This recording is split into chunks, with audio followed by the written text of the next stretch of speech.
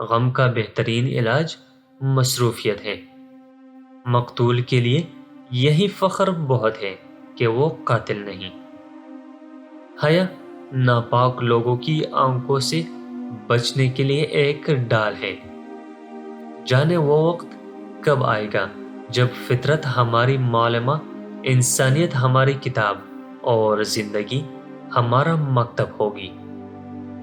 تمہاری بیوی کی اہمیت کے لیے اتنا ہی بہت ہے کہ وہ تمہارے بچوں کی ماں ہے۔ مجرم کا انصاف مجرم نہیں کیا کرتے، اور سرکشوں کی صفائی گنہگار نہیں سنا کرتے۔ اللہ ہر پرندے کو خوراک دیتا ہے مگر اس کے گھونسلے میں نہیں ڈالتا۔ عورت کا دل وقت اور زمانے کے ساتھ تبدیل نہیں ہوتا۔ اس کی موت حیات ابدی کا دوسرا نام ہے، فنا اس پر حرام ہے۔ افسوس ہے اس قوم پر جو اس وقت بغاوت کرتی ہے اور سردڑ کی بازی لگاتی ہے جب پھانسی کا پندہ ان کے گلے میں کس دیا جاتا ہے۔ حسن کی بھی ایک زبان ہوتی ہے۔ یہ زبان لفظوں اور ہونٹوں کی محتاج نہیں ہوتی۔ یہ ایک غیر قانونی زبان ہے اور کائنات کا ہر آدمی اسے سمجھتا ہے۔ حقیقی حسن روحانی ہم آہنگی سے وجود میں آتا ہے۔ اس روحانی ہم آہنگی کا دوسرا نام محبت ہے، اور محبت ایک مرد اور ایک عورت کے ہم آہنگ محسوسات کو کہتے ہیں۔ وہ محبت جو خون کے اشکوں میں غسل کرتی ہے، ابدالآباد تک لازوال اور مقدس رہتی ہے۔ ایک بوڑھے انسان کے آنسو جو ان کے آدمی کے آنسو سے زیادہ اثر انگیز ہوتے ہیں کہ یہ اس کے کمزور جسم کی آخری پونجی ہوتے ہیں۔ افسوس ہے اس قوم پر جو نیند میں تو کسی قسم کی پابندی یا دباؤ کا تصور نہیں کر سکتی، لیکن بیداری میں اسے خوشی سے گلے لگا لیتی ہے۔ افسوس ہے اس قوم پر جو صرف تابوت اور جنازوں کے پیچھے قبرستان میں نالہ و فغاں کے لیے لب کھولتی ہے۔ محبت قبضہ نہیں کرتی، نہ اس پر محبت کیا جا سکتا ہے، اس لیے کہ محبت کے لیے محبت ہی کافی ہے۔ جب تمہارا کوا لبریز ہے اور پھر بھی تم کو پیاس کا ڈر ہے تو کیا اس کے معنی یہ نہیں کہ تمہاری پیاس نہیں بجھائی جا سکتی؟ کم بختوں اور کم نصیبوں کے لیے موت عزت و راحت سے کم نہیں۔ اگر تو موت کی روح کا نظارہ کرنا چاہتے ہو تو حیات کے جسم کو دل کی آنکھ سے دیکھ۔ لوگ باتیں اس وقت کرتے ہیں جب خیالات میں سکون باقی نہیں رہتا۔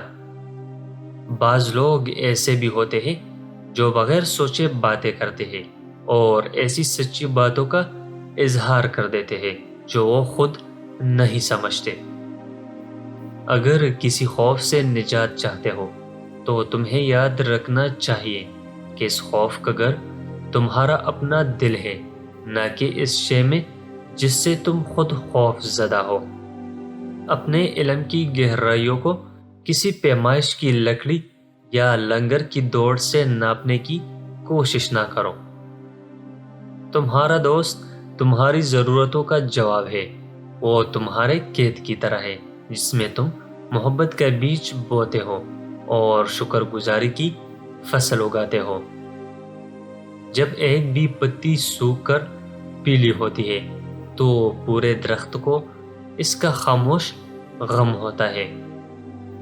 تمہارا گھر چاہے کتنا ہی پرشکوہ اور شاندار ہو، اس میں تمہارے رازوں کو جگہ نہیں مل سکتی اور نہ ہی تمہاری تمناؤں کو پناہ۔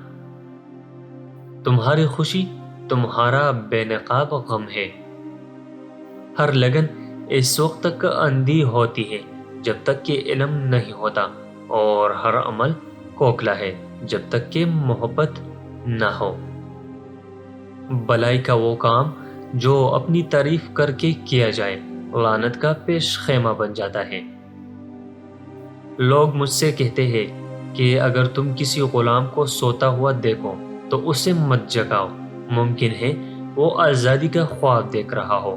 میں ان سے کہتا ہوں کہ اگر تم کسی غلام کو سوتا دیکھو تو اسے فوراً جگا دو اور آزادی کا مفہوم اس کے ذہن نشین کراؤ۔ میں ایسی بڑائی اور عظمت سے پناہ مانگتا ہوں جو بچوں کی ضد کے آگے سر تسلیم خم نہیں کرتی۔ ایسے بہت سے لوگ جو بات تو سمندر کی طرح کرتے ہیں لیکن ان کی زندگی گندے بدبودار اور تلے جوہر سے زیادہ حیثیت نہیں رکھتی۔ بہت سے لوگ ایسے بھی ہیں جو اپنے سروں کو اتنا بلند کر لیتے ہیں کہ پہاڑوں کی چوٹیاں نیچے رہ جاتی ہیں، لیکن ان کی روحوں کی پیمائش کرو تو تمہیں محسوس ہوگا کہ وہ ابھی تک تاریک غاروں میں رینگ رہے ہیں۔ تنہائی کی زندگی بسر کرنے کے معنی یہ ہے کہ جسم اور روح کو آزار پہنچایا جائے اور رجحانات کو مردہ کر دیا جائے۔ انسان کے لیے مظلوم ہونا ظالم ہونے سے بہتر ہے۔ زندگی محبت کے بغیر ایسی ہے جیسے وہ پیڑ جس میں نہ پھول ہو اور نہ پل۔ محبت میرا باپ ہے، محبت میری ماں ہے۔ میں اپنے باپ اور اپنی ماں کے سوا کسی محبت کو نہیں جانتا۔ اگر تم نے ہر حال میں خوش رہنے کا فن سیکھ لیا ہے تو یقین کرو زندگی کا سب سے بڑا فن سیکھ لیا ہے۔